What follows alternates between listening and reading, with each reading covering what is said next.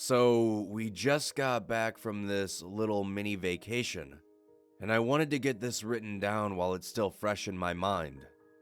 Not that it's likely to go away anytime soon. Myself, my wife Kimmy, and our friends Ryan and Alyssa, also a couple, decided to go on a little trip up north from where we live. Alyssa's dad bought a cabin a few years ago intending on eventually moving up there, but unfortunately her mom got sick and it's gone unused. Alyssa thought some time away from everything would be nice and invited Kimmy and I to join, which we gladly accepted. We made the 4-hour trip to the town the cabin is in, Long Lake. When they said cabin, I was expecting a little rundown cottage in the middle of the woods. And while in the middle of the woods it was anything but a rundown cottage.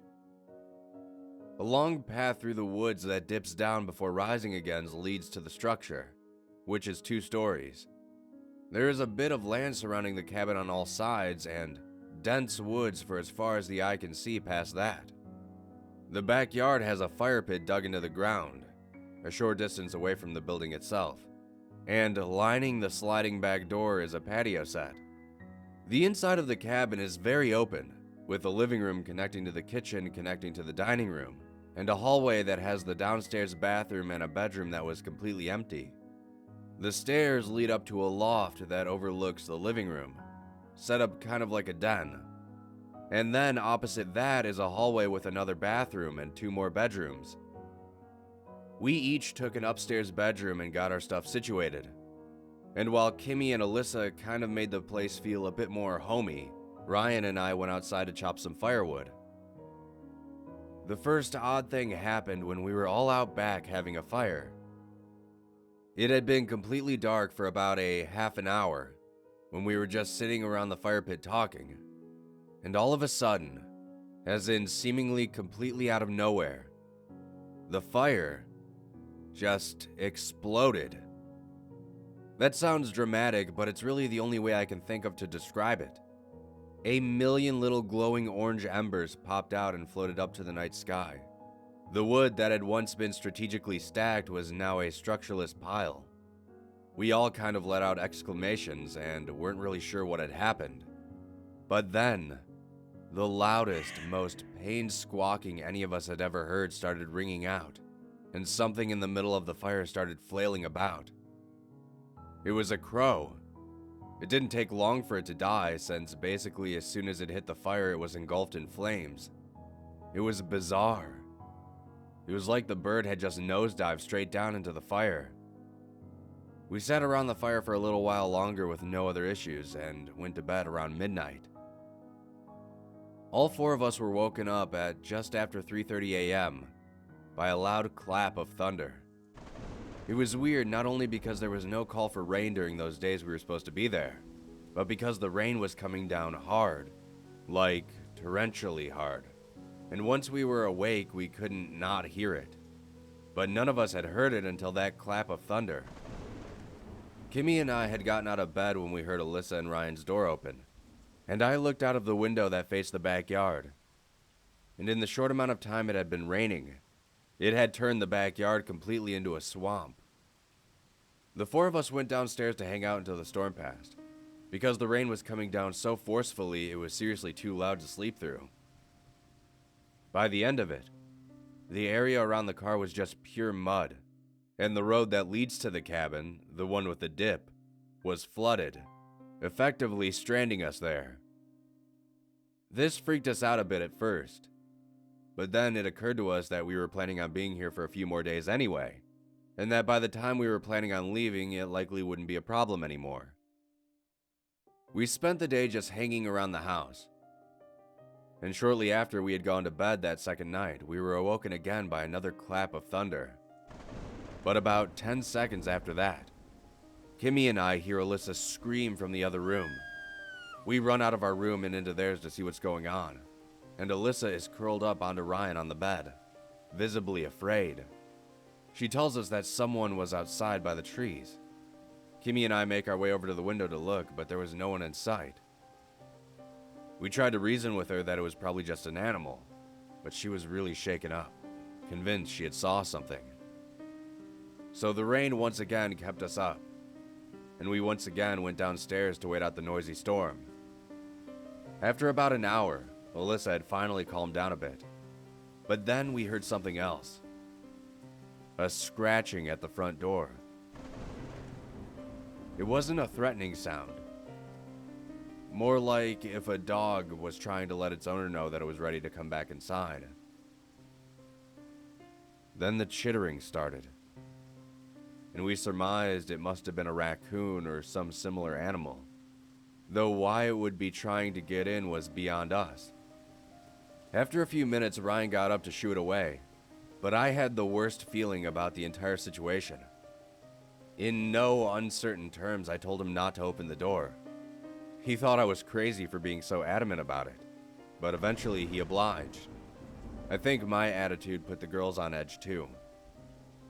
The scratching and chittering went on for almost another 2 hours. Then suddenly, it stopped.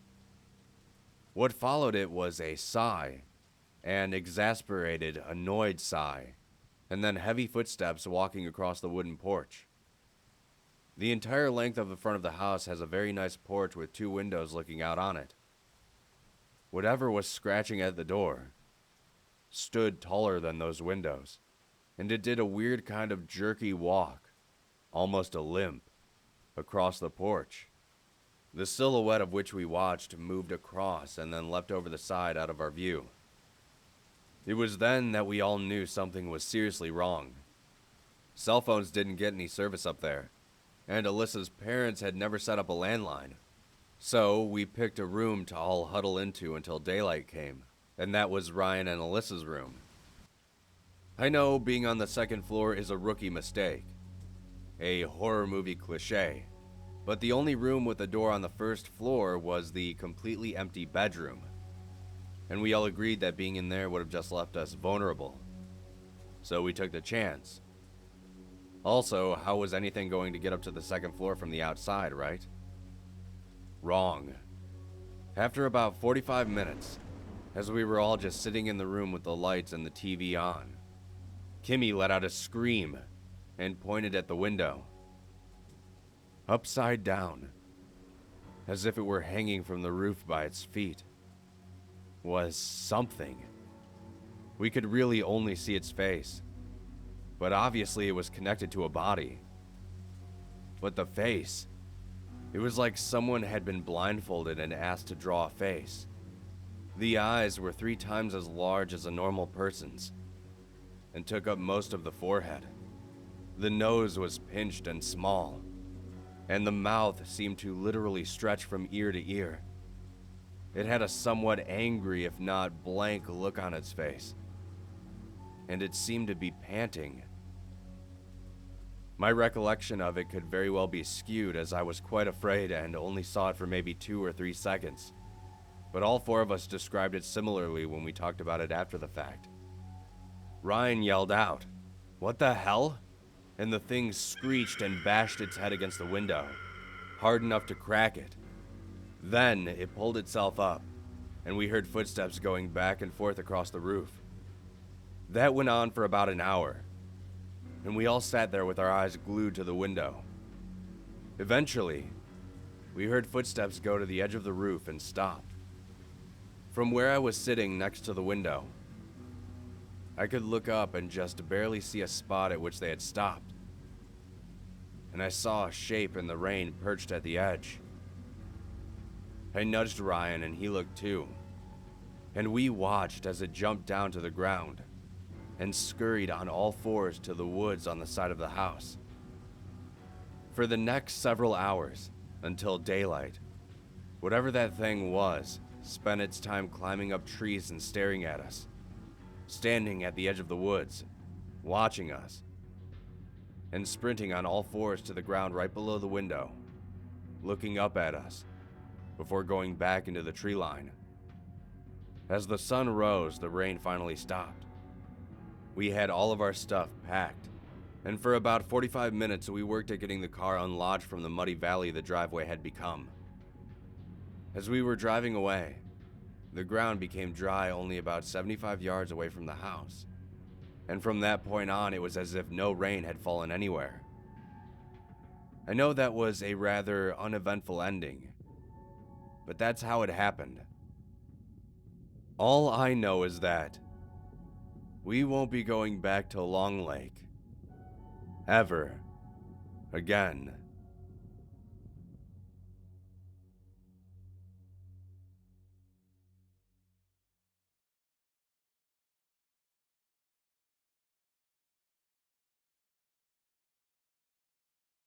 I'm infatuated with her.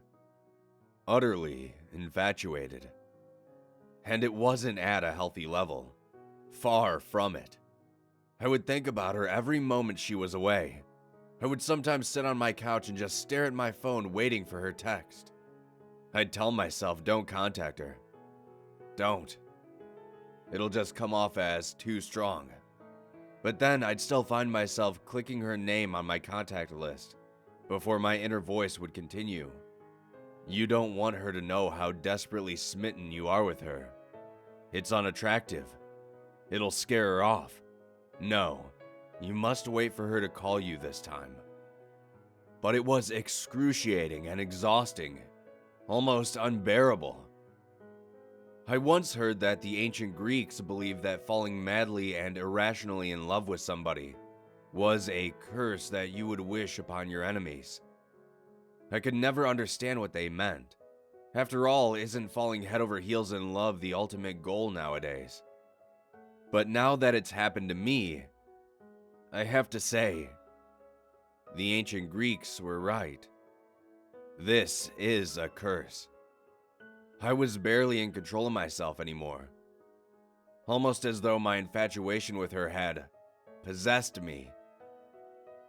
The two of us had been physically intimate together, but we were still in the dating phase. We were at the make it or break it era of a blossoming relationship where we'd either have the talk and formally be in a relationship, or we'd slowly drift apart. The latter of which I don't think I'd be able to cope with. Honestly, I wouldn't be able to. Almost everything about her captivated me. The way she held her hand over her mouth when she laughed. How she'd caress the pendant of her necklace when she was frightened. How she'd twirl her hair in her finger when she was excited. All of it. Her smell, her smile, her eyes. Yeah, I know. It probably makes you sick hearing about it. I feel the same way. I was never the hopeless romantic type. But now I can't stop thinking about her. I'd think about us doing the 3-hour-long hike up to that magnificent view from one of our first dates. To that first kiss as we overlook the lights of the city. But this time I'd get down on one knee, bring out the ring, and, well, you know what would happen next.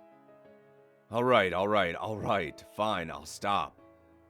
Yes, this is a girl I'd only been dating for a couple of months. I shouldn't be thinking about proposing yet. I know that. I'm just barely able to control myself any longer. I feel as though I'm losing power over the decisions I make. And that brings me to why I'm here writing this out at the moment. It started with the first real thing that troubled me about her. We had never actually spent a night together. No matter how late she was over, once either of us showed signs of being tired, she'd up and leave. Just like that. She wouldn't leave awkwardly or in anger. Just a casual kiss goodnight, a smile, and a call me soon. It was something I didn't really even notice the first few times she did it.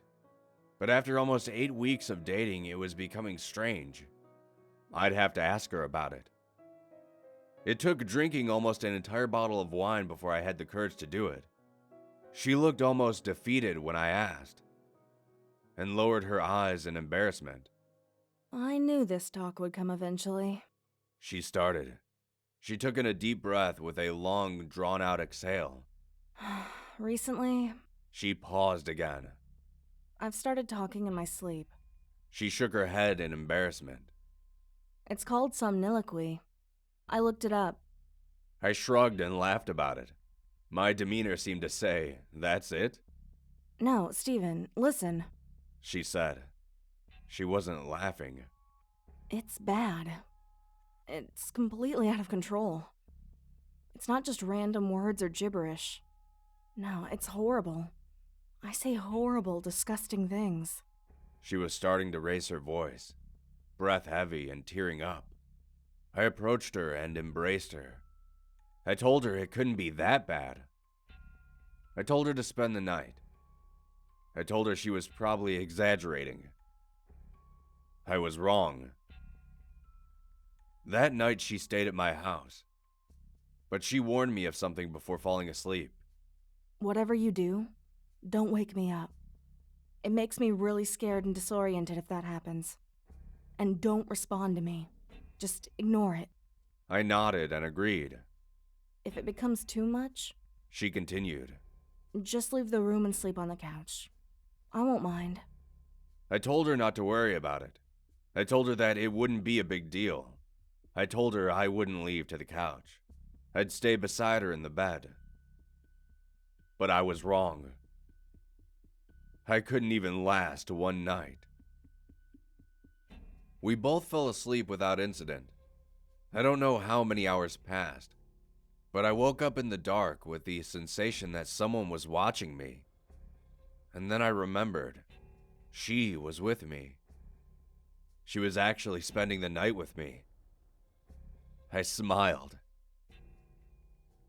But then, I noticed the shadowy outline of her sitting up on the bed. She was looking down at me, staring at me. It creeped me out, I'll admit it. Her posture was entirely different. It was as though it wasn't even her at all. Then she spoke. It wasn't her voice that I heard. It was much lower and gravelly, like something out of a horror movie. I'll tear the flesh from your bones, She said. I froze. At first, I just kept looking at her. This was not at all what I expected. I thought it would be more like the way Tourette's is often portrayed. Just random swearing and shouting. I honestly thought to myself, what will I do if she attacks me right now? What if she really does try to tear the flesh from my bones? But then, she just lied back down and went back to sleep. I was unnerved. I tried to lie back down and ignore her, but struggled. I couldn't even close my eyes without thinking, maybe she's sitting up again and staring at me. And then, I rolled over to look at her, and she was. Her face was pressed right towards mine. Her breath smelled foul, something that was most certainly not normal for her. She spoke again in the same voice as before. If you don't move to the couch, you'll be dead by morning. That did it for me. I sat up in a moment and headed for the living room. She made some sort of wheezing sound as I left. I think it was supposed to be laughter. I may have been lying on the couch, but I wasn't going to be able to fall back to sleep. I was far too shaken. I was staring out towards the window, hoping to see the first few hints of the sun rising.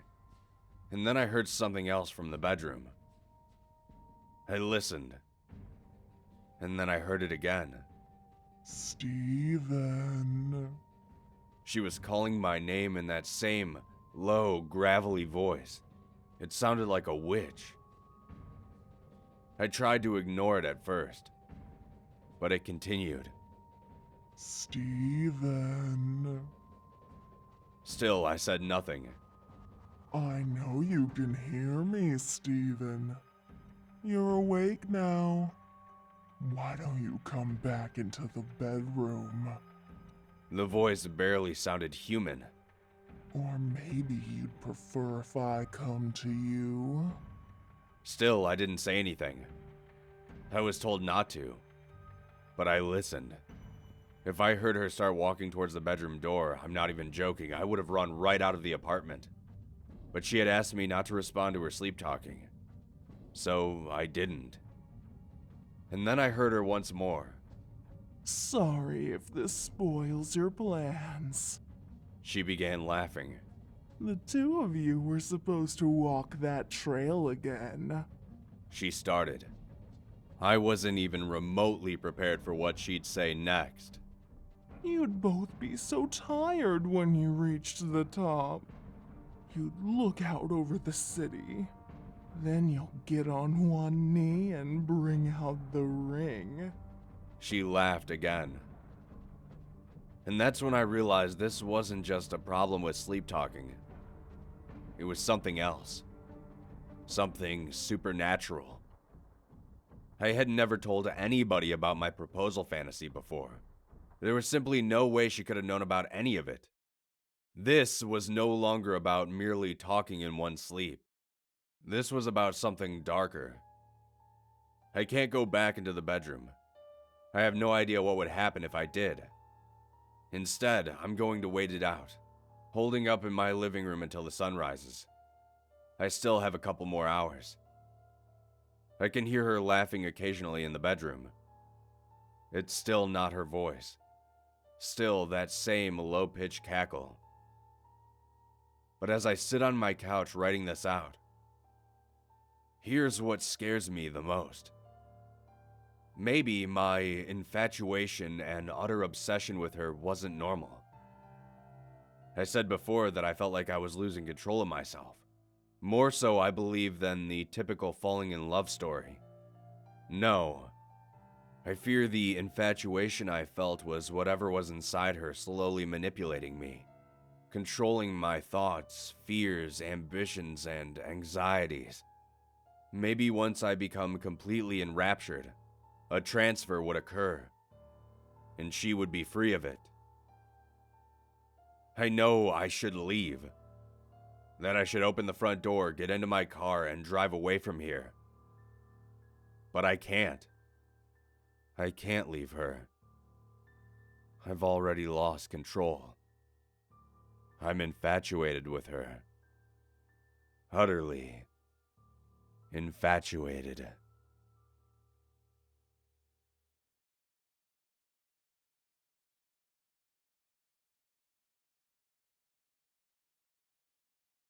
I'm currently writing this from a hotel to serve as a warning to anyone that might be making a cross-country road trip. My wife and I were driving from Seattle to Wisconsin, and last night we ended up in the middle of nowhere. Due to the fact that my wife Kimmy and I both have a lack of any proper sleep schedule, meant that we decided to forego a hotel and just drive through the night, which, in hindsight, probably wasn't the best idea. There had been some construction going on the freeway, so we were required to take a detour. We ended up on State Road 200, a long, straight road with high hills and mountains on either side. It was one of those roads that seemed to stretch on endlessly for miles. As soon as we got on this road, the sun started to fall. Watching it drop seemed to cast the illusion that the road went on forever, into an endless abyss. The moon that had taken the sun's place was only a sliver in the sky, and we thought it was odd that there weren't many stars out. We hadn't seen another vehicle in at least 2 hours, and besides our eyes being relatively adjusted to the darkness, the only light we had was our car's headlights.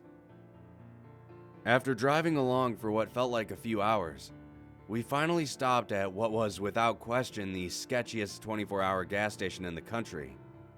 The entire experience there left me feeling like I needed to stop by a clinic on the way just to get tested. We finally hopped back on the road to continue our journey, but about 15 minutes later we heard something that sounded like a gunshot, followed by our front left tire wobbling off the rim, causing the car to dip down to the left. I quickly pulled off to the side of the road and we got out of the car. I went over to the rim to assess the damage, and Kimmy just stood over me with the flashlight on her phone so I could see better. Out of habit, when I got out of the car, I had turned it off, and given that we were in the middle of nowhere, the only sounds surrounding us were cicadas and the trees swaying from the occasional gust of wind. That being the case, the sound of rustling coming from the hills a short distance to our left was quite apparent. Kimmy and I both looked across the street behind us, but the darkness was too thick, only allowing us to see the base of the hill and not much else. Kimmy and I weren't afraid of anything paranormal or anything like that. Our worries stemmed from the prospect of wild animals. Coyotes, bears, or wolves looking to satisfy their hunger. I quickly went back to getting the tire off, but a few moments later we heard it again. The rustling in the distance. It sounded like it was still a little ways off, so we turned back around and continued, picking up the pace a bit. I had just taken off the rim and the bolts were all collected in an empty McDonald's cup from earlier in our trip. I had turned to my side to grab the spare tire when we heard the sounds again, but this time we simply ignored them. And then, suddenly, the brightest light either of us had ever seen flooded the entire area around us. It was absolutely blinding. We both let out an audible "what the hell?"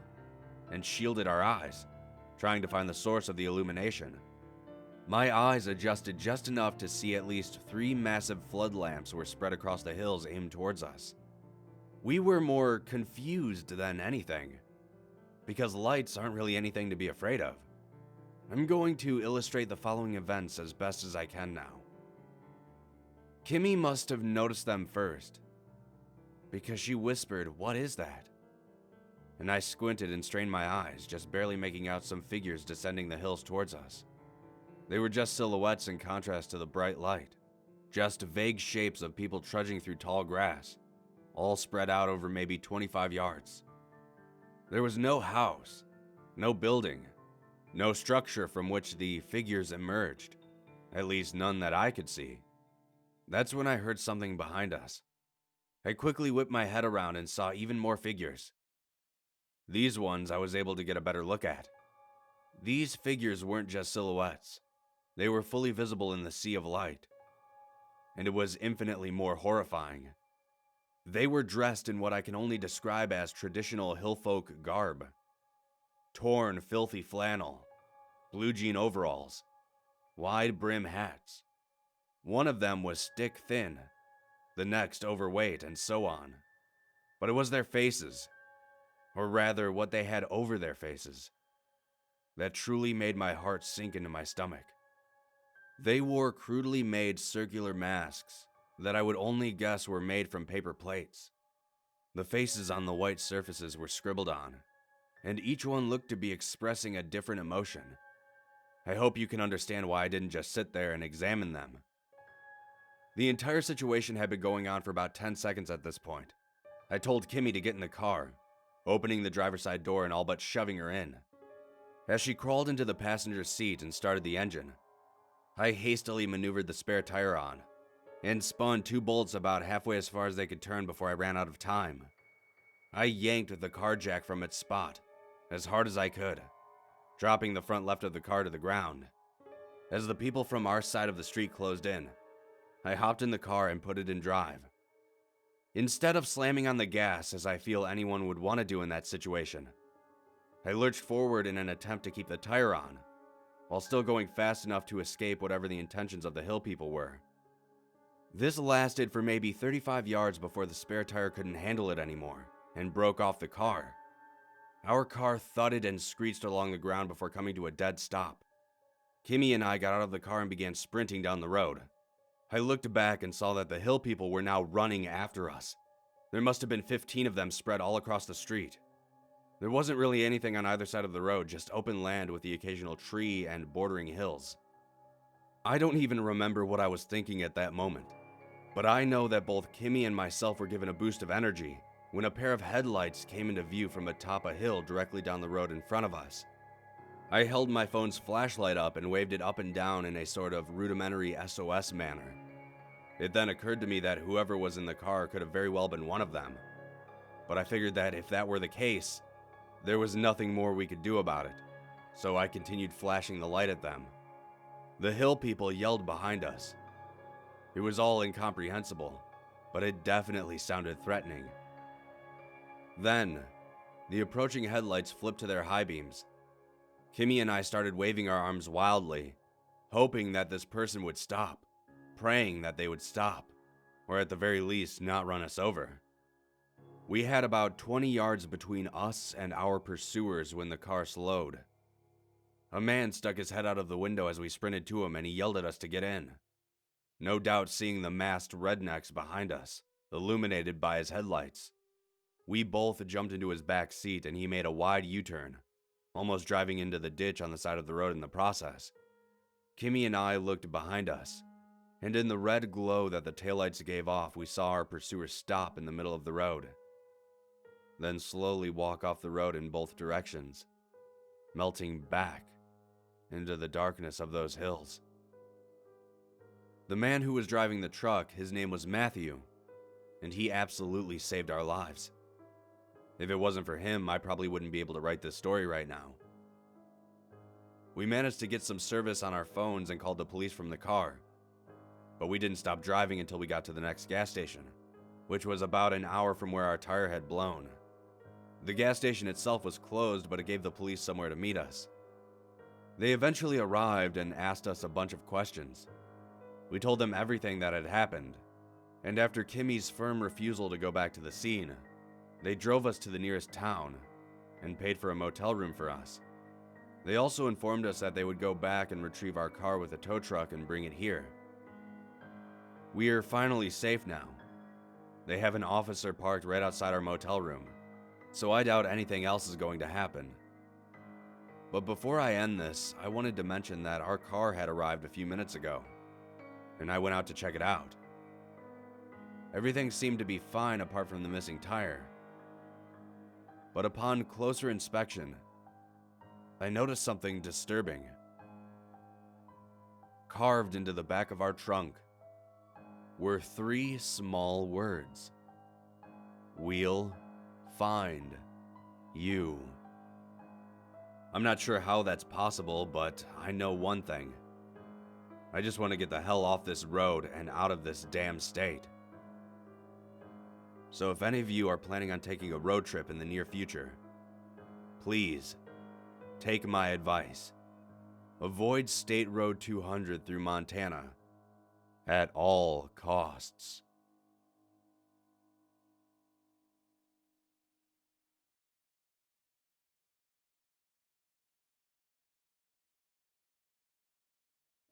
I had just recently become a first-time homeowner. I was halfway through college and my parents had become somewhat annoyed that I was still living at home. They never outright said I needed to leave, but I could tell as the months progressed, I was treated less like a family member and more like a tenant. I didn't really mind the change in demeanor, to be honest. I was almost expecting it. And to be frank, I was surprised it didn't come sooner. My father has always been a stickler for that type of thing, wanting me to venture out on my own and carve my own path in life, as it were. Not to mention the bills and cost of living were becoming stressful for my parents. I spent half a year saving up money so I could place a down payment on a house. My mother, who had been a realtor for the better part of a decade, told me she'd be more than happy to help me. We spent 3 weeks looking around at quite a few places, but the majority were vastly out of my price range. During the final week, just as we were about to call it quits, we found one. The house was smack dab in the middle of the suburbs, not too far from where my parents lived. The reason we didn't go to the place from the very beginning was that the listing hadn't been posted until our second week of house hunting. I found it somewhat odd that the house that I had decided on had only just become available, but that quickly faded from my mind. The outside of the house was as ordinary as any other. If you weren't actually looking out for it, you'd probably miss it. Hell, it took the pizza guy 20 minutes alone just to find my place. The interior of the house was just as plain. A tiny living room greets you as you walk in, followed by a nook, which the listing described as a dining room. That then extends into the kitchen. Apart from the kitchen is a very narrow and short hallway which leads to the master bedroom. I say master because it's the only bedroom in the entire house. The door immediately next to the bedroom is the bathroom. The bathroom was actually the nicest part of the house. It was much larger than I thought it would be. There is a door in the kitchen that leads down to the basement, I only examined the basement briefly before returning upstairs. Down that narrow hallway also had a small hatch to reach the attic. I peeked my head up there and glanced around. It was barren for the most part aside from some spider webs which shimmered as air passed through them. I was sold. My mother aided me with all the paperwork, as well as even co-signing on the mortgage. I was happy to finally have a place to call my own. Over the next few weeks, I used that time to transfer all my belongings to my new place. I hardly had any furniture to fill the house, but I didn't really need all that much to begin with. The first few months of living there took some getting used to, though once I became accustomed to my new surroundings, I loved every minute of it. I got into a nice routine of going to school in the morning and work in the evening. It was a lot to do, yeah, but I was making good money and genuinely enjoying life. That was until a couple weeks ago, and the whole reason I'm writing this out. About a month ago, I had been hearing strange noises coming from my basement. The noises weren't anything menacing or supernatural. I wasn't hearing footsteps below me or ghostly laughter or even random knocking. It was the sound of running water. It sounded similar to the sound you hear when you flush a toilet. However, it was coming from below me, in the basement. When I first heard this, I didn't go to check it out, out of fear I might find something. So I simply waited. After a few minutes, the sound dissipated and I went back to bed, albeit more alert. This went on every few days or so. I'd be lying in bed after a long day, just about to doze off, when the rush would sound right through my floor. I spoke with my parents about it and my mother said it was probably just the water heater in my place recycling or something, though I highly doubt that. My father offered to come over and check it out. I declined, but thanked him anyway. After a week of this, I finally worked up the nerve to investigate the strange noises. I waited until noon and descended the creaky steps into the dark abyss that is my basement. I flipped the switch on the wall, and a dull glow of the single hanging bulb bathed the small room in light. There were shelves and boxes strewn about, but my attention was turned to the pipes overhead. I thought perhaps there had been a leak somewhere that was causing the sound, though upon my inspection I found nothing. However, I did see in the area right below my bathroom was a pipe with a spigot attached. I thought perhaps this was the culprit, though when I felt the ground below it, everything was completely dry. That night, however, like clockwork, the sound of rushing water could be heard right below me. I decided that I would deal with it later, but at this point I was in desperate need of some sleep. It wasn't necessarily the sound which was keeping me awake, but the not knowing why which was disturbing me. I called my parents and asked them if I could crash on their couch for a day or two, at least until I could get a plumber to inspect the pipes. My father was once again adamant on him going over and fixing it, but I refused, opting instead to have a professional come look at it. He was a bit annoyed at my decision, but respected that I was trying to solve things on my own. The first night at my parents' house was bliss. The silence that washed over me during the night was simply incredible. I slept better than I had in the last month. When I awoke, I felt refreshed and mentally ready to tackle this problem. I called the local plumber and they told me they'd be able to send someone the next day. That day, I made my way back over to my house, and what I found still unnerves me when I think about it. As I approached my front door, I noticed that the framework around the lock had been kicked in. Someone had broken into my place. I immediately called the police, and not long after they arrived. I told the officer what I had found, and he searched my entire house, not finding anyone. I was then asked to search my place to determine if anything was stolen, but out of the small amount of items I owned, none of it was touched. The officer told me he would make a report, but there wasn't much else to do in this situation. I thanked him for nothing, and he left. I cleaned up what remained of the splintered wood and walked through the house once again. It was true. Not a single item had been taken. The entire house was how I had left it. I went back to my parents' house and told them what had happened. My mother offered for me to stay there as long as I wanted if I didn't feel safe. My father told me to go buy a gun. Truth be told, I considered doing both. The next morning, I didn't want to go back to my house, but I had a scheduled appointment with the plumber. I greeted him on the front porch and explained the situation to him. He nodded, informing me that a number of things could cause the rushing water sound. I led him to the basement and he searched each of the pipes for any leaks. During his search, I happened to glance down in the basement and I saw something. It caught my eye because 1, I had never seen it before, and 2, it was very out of place.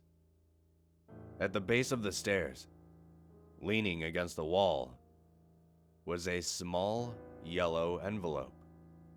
The plumber rambled off some possible causes for the sounds, but my focus was completely tuned to this letter that I knew I didn't bring into the house. I flipped open the flap and slowly slid out the paper. The writing on the letter looked as if someone had written it quickly, in the dark. It was very hard to read, but as I squinted, I could barely make out the message. I have been living in your basement for the past few months. Sorry about the water, but I get thirsty from time to time. Yesterday, a man broke into the house, and I took care of him. He won't come back ever again. I dropped the letter and took a step back, bumping into the hanging light bulb. The plumber looked over at me and asked if I was all right, but I was probably as pale as a ghost. Because, while the light bounced and swayed off the walls, I saw something I hadn't noticed when I first moved in. Tucked underneath the stairs was a small door that seemed to lead to another room. I quickly called the police and they came over. I informed them about the room and the letter I had found. At first, they seemed to just brush me off until they opened the door and saw for themselves. They told me that the door led to a small little room. Inside, the floor was covered in blood. A small stack of pillows lay on the opposite end, probably a makeshift bed. Some old books were stacked next to it, as well as a small tin bowl filled with water. Whoever had been living in my basement wasn't there anymore, but I wasn't any less freaked out. I was thoroughly questioned by the police. After all, they found a room with blood in it in my house. After a few days of being questioned by detectives, I was released. I told my mother that I wanted to sell the house immediately and she didn't protest. I'm not sure who was living in my basement or why, but he's not there anymore. Maybe he's moved on to a new location, though I'm not sure where. But I do know one thing. I won't be living in another house for a very, very long time.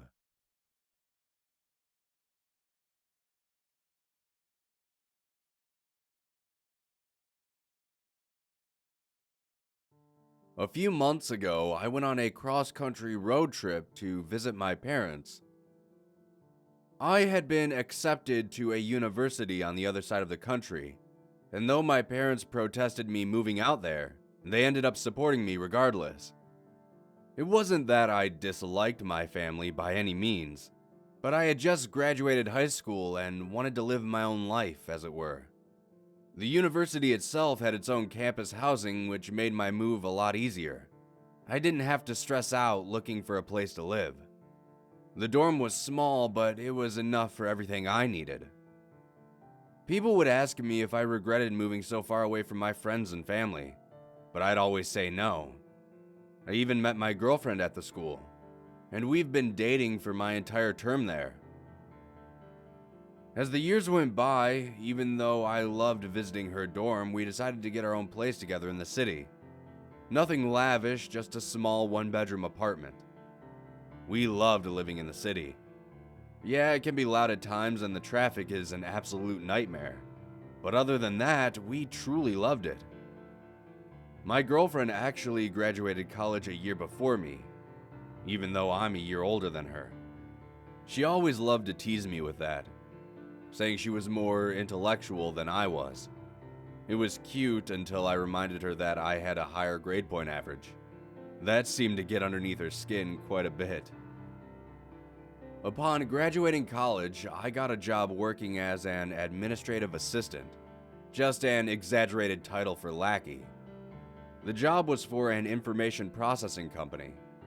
Even though I applied for a manager's position with my credentials, they said I lacked the experience. So much for my degree, I guess. I took the job they offered because beggars can't be choosers, and I began working there. When I started working there was when I actually started to resent that I had moved away from home. Not that my job opportunities would have been much better out there. It was just something about being overly scrutinized for fetching coffee that made me very homesick. My girlfriend, being the caring person she was, suggested that I take some time off and visit my parents. I protested, seeing as we couldn't afford the trip, but she just flashed a sly grin at me. She had gotten a job as a clerk in a law firm, which apparently is good to its employees. Very good. She told me they had given her a sizable bonus which I could use for the trip. I made plans for the two of us to travel to see my parents. However, unfortunately, my girlfriend couldn't get any time off. The double-edged sword of her job, I suppose. Great benefits, long hours. I didn't want to take the trip without her, but she put her foot down and told me to go. But that if I didn't come back, she'd find me and kill me. So I packed up my car with a few supplies. Water, snacks, fix-a-flat, first aid kit, the basics. I kissed my girlfriend before getting into the car, and for some reason I had a deep sinking feeling in my stomach as I pulled out of the driveway and getting onto the road. But it quickly passed. The first half of the drive was uneventful, though the sights I got to see along the way were amazing. I even pulled over to the side of the road to look at a breathtaking sunset that looked as if a bomb had been set off in the sky. I was halfway through Nebraska when my car was starting to run low on fuel. The sun was dipping low in the sky, so I figured I could fill up my tank and find a place to sleep for the night. Though, for some reason, as I drove along, the sun seemed to be setting quicker and quicker. I had been driving for a few miles and I hadn't seen a single sign for a gas station anywhere. Light turned to dark before I saw the sign in the distance. It was your average blue highway sign that said gas station, next exit. So naturally, I exited. Watching the lights from the highway disappear in my rear view was definitely ominous, but I tried to push the thought out of my mind. The further I drove down this narrow side road, the more tense I was becoming. I should have seen the gas station by this point, but all that lay ahead of me was darkness. I continued for another 10 minutes before I saw something, or rather, someone, standing on the side of the road, underneath a lone street lamp. The lamp itself looked to be some kind of beacon in the night. As I drove closer and got a better look at the person, I almost couldn't believe my eyes. Standing there as if they were a statue was a man, dressed up entirely as a clown. A real clown, standing under a street lamp in the middle of the night. Even though the whole situation was odd, what really bothered me was that he wasn't staring at me. He had his back to me, but surely he heard my car coming down the road, or had noticed the only pair of headlights for miles. I slowed my vehicle as I approached. I thought maybe this person needed some help, either physically or mentally. Probably more of the latter. My car crept to a stop almost right next to the man. Yet still, he didn't turn around. I stared at him from inside my car for a few moments, not dumb enough to get out. After a minute or two passed, I decided to honk my horn, once. When I did, something slammed against my driver's side window. My head snapped over and I saw a face, painted, with wild, colorful hair shooting out of the sides, pressed up against my window. I panicked and floored the gas pedal, spinning the tires as I did so. My car finally caught traction and I drove straight down the road. Thinking that the worst was behind me, I regulated my speed and attempted to catch my breath. Why were there two people dressed up as clowns standing near a road in the middle of the night? I thought. Probably just a scary prank on passers-by, I surmised. In the distance, I could just barely make out something standing in the road. As I approached, my headlights illuminated at least 10 or so people standing in the middle of the street. Each of them dressed up like clowns. But once again, like the one from underneath the streetlight, every single one of them had their back turned to me. I quickly slammed on my brakes, coming inches away from hitting them. Slowly, they all turned around to look at me in unison. I could feel sweat begin to bead on my forehead. The way they moved didn't seem like real people underneath that makeup. They were too rigid. The one directly in front of me tilted his head, then pointed to his right, my left. Even though I didn't want to take my eyes off of them, my natural instinct took over and my head drifted over to the left. On the side of the road, shrouded in darkness, I could see humanoid shapes lining the road. Even though I couldn't make out what they looked like, I knew they were all clowns. I snapped my head back to the center of the road. Though when I did, all of the clowns that were previously in front of me had vanished. Except one. The lone clown that faced me in the road stared blankly at me. Then, something strange started to happen. The paint on its face started to melt away. Reds and whites and blues started to run down its face onto its colorful clothes. Its eyes started to roll back into its skull. The clown then began to shuffle towards my car with arms outstretched. I finally came back to my senses and put my car in reverse. I drove backwards as fast as I could before spinning my car around and almost losing control in the process. I sped back the way I came, and I noticed my gas light blinking furiously as I drove. That lone streetlight slowly came back into view, and that clown from before was still there. This time he was looking in my direction, or maybe he just hadn't moved at all. As I blew past him, he slowly waved at me as if thanking me for coming here. I made it back on the highway, fearful my car would die at any moment. But almost immediately after getting back on the highway, a sign saying gas station next exit appeared. This time, however, I could see the gas station right off the highway. I pulled over and filled up my tank. I went inside to get a bottle of water to calm my nerves. When the attendant rang me up, I told him about what had happened. He just gave me a blank look before telling me that there are no other exits for miles apart from this one. I made it to my parents' house a day later and spent some time with them, though I couldn't get that experience out of my mind. On my way back, almost in the exact same spot, I saw that exit again. However, this time I didn't need to stop for gas. I made sure of that. Though as I passed by it, off in the distance, was the faint glow of a street lamp in the darkness. I don't know what that place was or why there were so many clowns there. Maybe my mind just made the whole thing up. I was pretty tired after all. Although, when I finally made it back home, I noticed something strange when I opened my trunk. Inside was a small card with colorful writing on it, sitting on top of my bags. The card read, "Thanks for stopping by. We'll see you again very soon."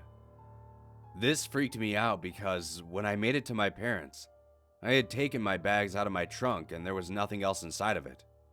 It had to have been put in there sometime during my trip back, but I didn't stop anywhere near where that exit was. I'm not sure how it happened, but I can assure you, I won't be taking any more road trips in the near future.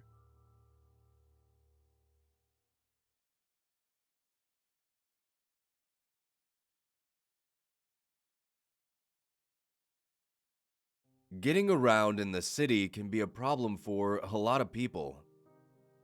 Cars gridlocked from street to street, with nothing but the ambient screams and honks filling the air. That was always one of the biggest drawbacks for me, living in the city. I had recently moved inward from the outskirts of the city for a job opportunity. It actually surprised me how difficult adjusting to life in the inner city would actually be.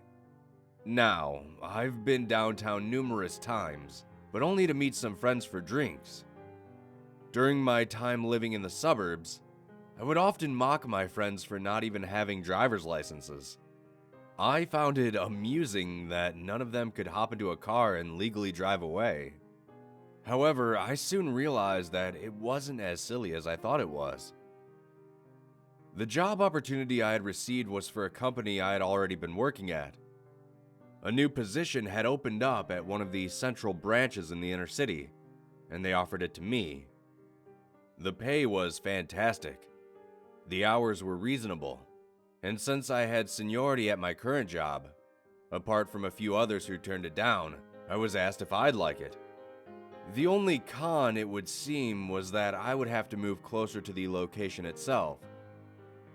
Sure, I could have commuted, but it would have been an hour and a half there and back every single day, something which I wasn't willing to do. So, my company actually helped relocate me for the new position, and I was sold. I found a small one-bedroom apartment not too far away from my job. It was about 30 minutes away on foot, which wasn't as bad as an hour and a half drive. After moving and getting adjusted to my new surroundings, I quickly realized how pointless a driver's license would be in this area. Every morning when I walked outside, I would be greeted to an almost endless sea of metal. Cars, buses, taxis, semi-trucks, all locked in a constant battle to get to their destination. One of the first few weeks of moving there, I went to meet up with a few friends of mine. They all wanted to meet up at a new bar on the other side of town. After arriving later than everyone else, covered in sweat, I quickly became the butt of everyone's jokes. They asked me why I didn't just ride the train here, to which I responded that I didn't know how. I suppose that was the wrong answer to give my friends, as they all mocked me for not knowing how to use the public transit system. Which I suppose is well deserved, since I joked about their lack of driver's licenses. After a few drinks, we all decided to call it a night. One of my friends drunkenly tried to help me figure out the subway system, but through all his slurred speech, I could only vaguely make out the words Metro card. He stumbled his way down the steps into the underbelly of the city. The mechanical sounds of trains reverberated off the tiled walls. Garbled voices over loudspeakers spouted directions, but they might as well have been speaking another language to me. During this time, I had lost track of my inebriated guide. I looked around in a confused frenzy before someone grabbed my shoulder. I quickly spun around on my heels and was almost knocked off them by the smell of whiskey coating my friend's breath. He laughed before flicking a small yellow card in my face. I grabbed it, and he told me that I needed it to ride the train. I asked him how much it was, but he just belched and demanded that I follow him. We both swiped our cards and made it to the platform. The clacking of the train became louder and louder before a long metal tube appeared and screeched to a halt in front of us. The doors opened and we both made our way inside. After sitting down, my friend drifted off to sleep without telling me what to do next. We arrived at our next stop and I shook him awake. The voice over the loudspeaker announced our destination, to which my friend hollered back, "Not yet," before going right back to sleep. The following stop arrived and I nudged him again. He stood up with the vitality of a 90-year-old, coughing and retching all the while. We walked off the train and out of the terminal area. To my relief, we were only about a half a block away from my apartment. Amazed that we made it, I thanked him and we parted ways. Even though the whole experience was just me following my friend all night, I was surprised by how easy and fast it was. One minute I was on the other side of town, and the next I was right back home. I called my friend the next morning and thanked him for taking me home, although he didn't seem to remember it. He was pretty drunk after all. Regardless, I thanked him for the card and for the help. He mentioned that I needed to refill my card at one of the kiosks in the subway if I wanted to ride more before hanging up on me. The next day, I went back down to the subway, early in the morning, and located my work on the map. It was only 3 stops away from where I was located. This gave me great relief. All I had to do was locate the specific train to take me there. After putting money on my card and making it to the terminal, I found the train that I needed. It was then that I realized just how many people were down here waiting with me. The terminal area was packed, shoulder to shoulder, of people waiting to enter the train. As we walked on, I accidentally bumped into a large man standing in front of me. He yelled at me to watch it, before going back to mindlessly staring out the window. I counted the stops, and on the 3rd one I exited.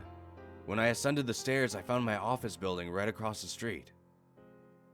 That night, after getting off of work late in the evening, I decided I would ride the train back to my place. I had to get used to this thing one way or the other. I descended the nearby stairs and swiped my card at the entrance.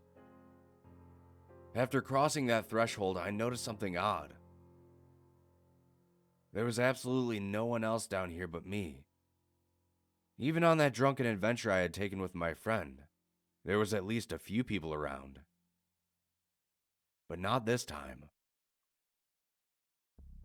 I made my way over to the train and waited.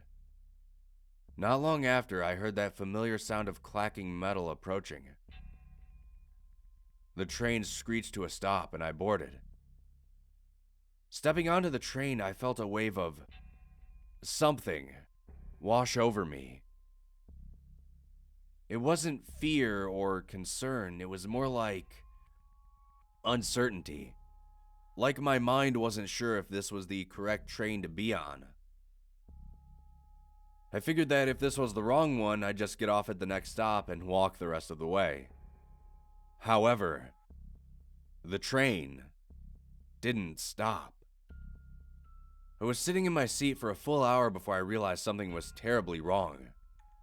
I got up and made my way to the conductor's car to ask him when we'll be arriving. However, when I tried to cross from one car to the other, the door itself was locked. As I struggled against it, the lights in the car began to flicker. Suddenly, the lights went completely out and I was standing alone in this train car, in pitch blackness. When the lights came back on a few moments later, what I saw unnerved me. The entire car behind me was filled with people, though they didn't appear to be actual people. They all looked like shadows, as if all of the people behind me were wearing black morph suits and standing shoulder to shoulder with one another. They were all facing my direction at the front of the car. I wasn't sure if it was the lights or my tiredness which was playing tricks on my mind, though what happened next still terrifies me. The lights once again went out in the car. During this outage, I felt numerous hands begin grabbing at me. I screamed and attempted to shove them back, but they just continued to grab at me and tried to pull me into the center of the train. I fought against them, kicking and thrashing as hard as I could. I finally broke away from their grasp, and when I did, the lights came back on. The train slowly creaked to a stop shortly after, and the doors opened. I ran out of the car and fell onto the platform, gasping for breath. The doors on the train closed behind me, and it disappeared down the dark tunnel. What was odd was that when I exited out of the subway onto the street, I found that I was back in the same exact place I had started from. I ended up making the 30-minute walk back to my apartment anyway.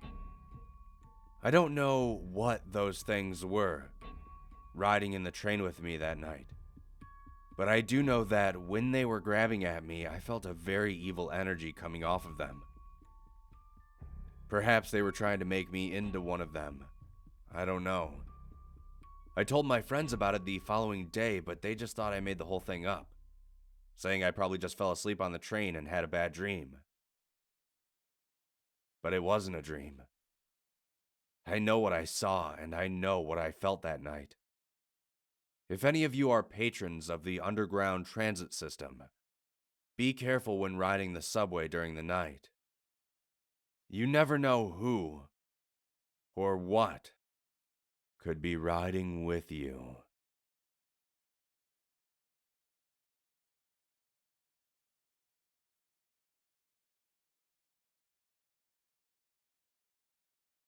I'm going to play for you all an audio clip at the end of this data log, so you can all take part in this experiment. But please, listen to this in its entirety first, so you may better understand the repercussions of your decision to do so. Please understand that it is your sole decision to listen to it or not. You have been warned. Before we get to that, I think I should start by explaining our inspiration for this experiment, and what exactly infrasound is. It all started with my team discussing a tragic Russian expedition that happened many years ago. Today, people refer to it as the Dyatlov Pass incident. If you've never heard of it, I'll be providing a brief summary regarding the incident. It is a true occurrence, and you can read the Wikipedia page for more information if you like. In 1959, 9 experienced hikers and skiers set off on an expedition through a very remote area of the Ural Mountains. They would never return. When family and friends failed to hear back from them, a search party was dispatched. What they discovered has perplexed many investigators to this very day. Their tent, you see, was cut open from the inside, even though its zipper was intact and appeared to be in functioning order. It was surmised that the group must have rushed out of the tent as though their lives depended on it. Most of the group didn't even leave the tent dressed properly for the sub-zero weather. Some of them felt they didn't even have enough time to put on their shoes, and ran through the snow barefoot. All 9 frozen bodies were discovered up to a mile away from the tent. The cause of death for most involved was exposure to the elements.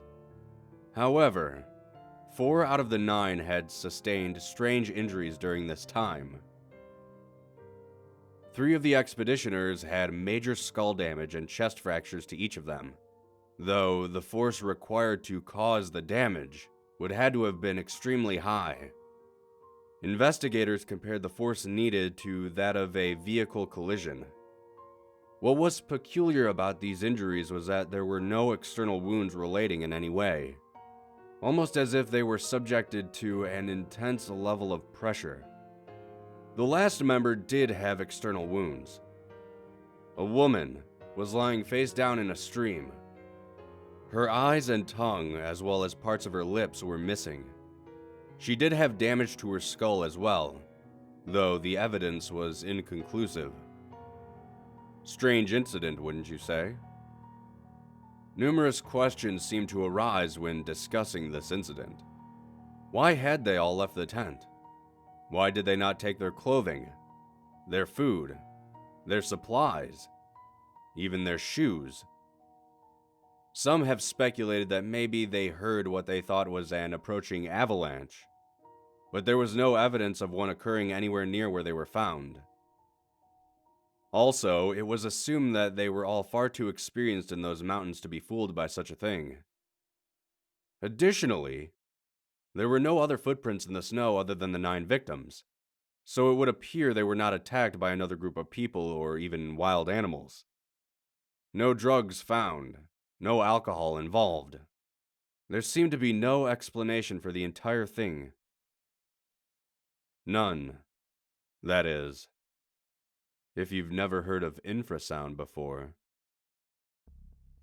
The wind cutting through the valley of the pass would have been the perfect condition for it. Infrasound. A deep rumbling at such a low frequency that your conscious mind can't hear it. But your subconscious mind? It hears it loud and clear. And it evokes a sense of terror. At the right infrasound frequency, you'll be filled with a horror you can't even describe or even understand. You may hear voices. You may see visions. You may even be compelled to do things. Some believe that infrasound is the cause of all alleged supernatural events in the world. A valley with a history of UFO sightings, quite possibly infrasound. A hotel room with a reputation of being haunted, infrasound. An alleyway outside where strange things are reported to occur. The way the wind passes through it likely creates infrasound. A church where the congregation has a reputation for speaking in tongues. You guessed it. The church was likely at a location where infrasound occurred naturally. Now, imagine, if you will, harnessing such a power, of understanding the specifics of these infrasound frequencies, and using them against a hostile enemy. Well, that's what my research team set out to do. Our funding allowed for 8 volunteers who agreed to be filmed and recorded while locked in a testing area for 5 days. On each subsequent day, we upped the frequency to a more intense level of infrasound. It took only 3 days before the experiment was ultimately canceled and we lost our funding. I will now detail the results of the experiment for you. Day 1. We started with a modestly low frequency this day. 7 of the 8 participants behaved entirely normal all 24 hours. Some told us that they felt a little more anxious than usual, but it was nothing unbearable and could possibly be attributed to the uniqueness of the situation. One of the participants, however, had a mild panic attack. He said nothing like it had ever happened to him before in his entire life. He felt such a dread that it made it difficult for him to breathe.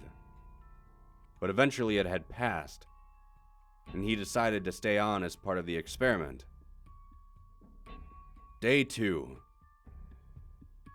We doubled the frequency this day, and we witnessed a much more unusual response.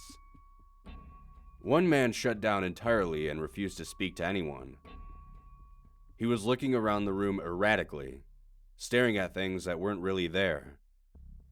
His eyes would stare up at the ceiling and then swing down wildly to the floor, as though he were watching something climb around on the walls at a very fast pace. Another man mumbled to himself for hours. It was difficult to hear through the implanted microphones, but it sounded like he was saying, "It's going to kill me. It's going to kill me," over and over and over again. In the early afternoon of the experiment, a woman began screaming. She was looking at the television and would sometimes shout, "It can't be." No matter what anybody said to her, she wouldn't look away from the TV and would not stop screaming. It became higher in pitch and was unbearable to anybody near her. The most puzzling part? The television wasn't even turned on. We had to remove that woman from the experiment. She gathered her composure within minutes of being away from the infrasound, but she has never told us what appeared to her on the television screen. From what we know, she still to this day never looks at another television if she can help it. She can't bear it, she says. It just reminds her of what she saw that day. An interesting observation. The man that had a panic attack on the first day was perfectly fine on day 2, which seems to show it's not always the intensity of the frequencies that affects people.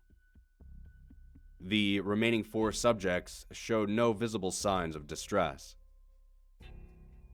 Day 3. We tripled the frequency from day 2. To be clear, that's 6 times stronger than day 1. It only lasted about 20 minutes before we turned it off and were forced to cease the experiment. One man, a subject who previously had shown no reactions to the sound, within just under 2 minutes, walked to a corner and started bashing his skull into the wall. He was bleeding by the third hit, but he still did it at least 10 more times before knocking himself out. Another man held his hands over his ears and kept shouting, "Stop them from whispering. I don't want to hear them." Another woman ran to the locked door and slammed her hands upon it, trying to escape. After 10 minutes, her hands had crumpled into broken masses attached to the wrists. Still, she continued hitting the door. My colleagues ended it there. I spoke out against them. I told them it was for science, that the victims had volunteered for this, and that the ends can justify the means. But they told me I had lost sight of things. One even called me insane. My colleagues won that day. The experiment was shut down. But my quest for scientific knowledge on the subject has not ended, and it never will. I have enormous plans for infrasound, but I need to do some more preliminary experiments with a much larger sample size. That's where all of you come in. I have taken the frequency from day 3 of the experiment and created a 30-second audio file. And I would ask of you now if you would like to be part of the infrasound experiments. Listen to it. Report the effects in the comment section below. Most of you will hear nothing and feel nothing at all. That's fine. Still, comment. Others may hear a faint rumbling sound. Others may begin to see strange visuals or possibly hear voices. Or possibly worse. Possibly far worse. Report it all below, but only do so if you would like to participate in science. I will not force you. It's true, I could have tricked you all into listening to infrasound the entire time, but I would never do that. Regardless of my colleagues' wry criticism, I am not insane. I only work on a volunteer basis. Yes, I know it seems ridiculous that I'm asking you all to do something that resulted in people choosing to freeze to death in the snow, smash their heads against the wall, and bash their hands against the door until they shattered. But if you're scared, then simply don't listen to it. Nobody is forcing you to do so. But if you're brave enough to venture a listen, keep in mind it's only 30 seconds. It should stop before any serious damage can happen. You most likely won't hear anything at all. Don't report in what you hear. Report on how it makes you feel. So, without further ado, listen at your own peril. In the name of science.